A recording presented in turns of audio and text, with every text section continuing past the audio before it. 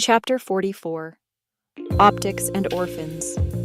The Fairfax Civic Center had never felt so crowded. Cameras snapped like insects.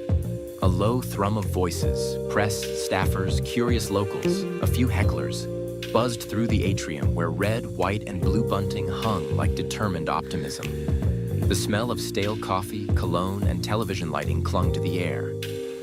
At center stage stood Marvin Montgril, flanked by two members of his campaign team and a sleek podium bearing the words, Montgril for Senate, integrity, grit, and service. He wore a charcoal suit tailored so precisely it could have passed for armor.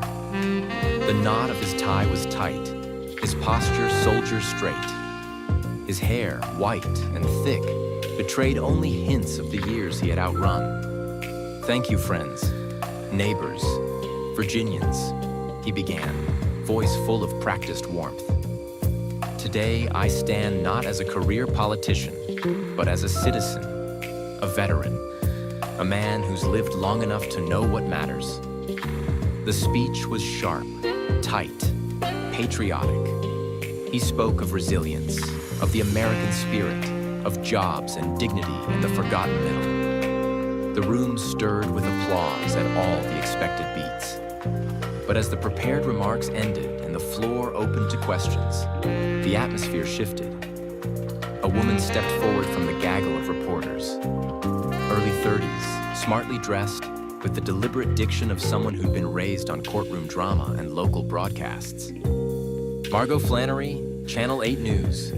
Mr. Montgril, first, congratulations on your candidacy." "Thank you, Margot," he said with the tight smile of a man already bracing. "I'd like to start by asking about the rumors surrounding your marriage. There's been talk, unconfirmed of course, that you and Mrs. Montgril are separated. Do you care to comment?" Marvin's smile didn't waver, but for a flicker of something, call it annoyance or fatigue, behind his eyes. "My wife and I are private people," he said calmly. "We've been through a lot together. And like any couple who's seen decades go by, we've weathered seasons.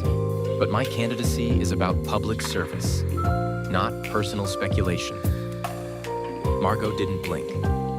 "So, to clarify, you are still together?" Marvin exhaled quietly through his nose, not quite a sigh. "My wife and I support each other.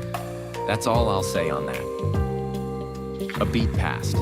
Another hand rose from the back. "Darren Klein, WFXV News. Senator Hopeful Montgril, your military record dates back to the Vietnam era. You've hardly spoken about your service before. Given how polarizing that war remains, can you talk about how it shaped you, especially considering how many other veterans came home and never recovered?" The question hung in the room like a solemn bell. Marvin's eyes drifted just briefly to the floor. "I served in 1971, Ia Drang Valley. I was 21, and like a lot of young men from the draft, I didn't fully understand what I was being asked to do. We were scared, angry, sometimes reckless. I saw men die before they ever learned how to live." He paused, jaw tightening. "When I came home, I was lucky. I had wealthy parents still living. But make no mistake, there were years I didn't sleep right. Years I drank too much. I lost friends after the war, not in it. Some to suicide, some to despair. The difference between us wasn't character, it was circumstance. I was lucky." There was no applause, just the weight of the truth. Margot spoke again, more gently this time. "So, how did you find your way from there to here? From war to this room?" Marvin's eyes steadied on her. Work, faith, and refusing to let bitterness take root. "I realized the only way to honor the ones who didn't come home was to build something they never got the chance to. A life, a legacy." He stepped back from the podium for a moment, allowing the silence to speak its piece. When he leaned forward again, his voice had regained its steel. "I didn't ask to be a symbol, but if my life proves anything, it's that redemption isn't just possible, it's American."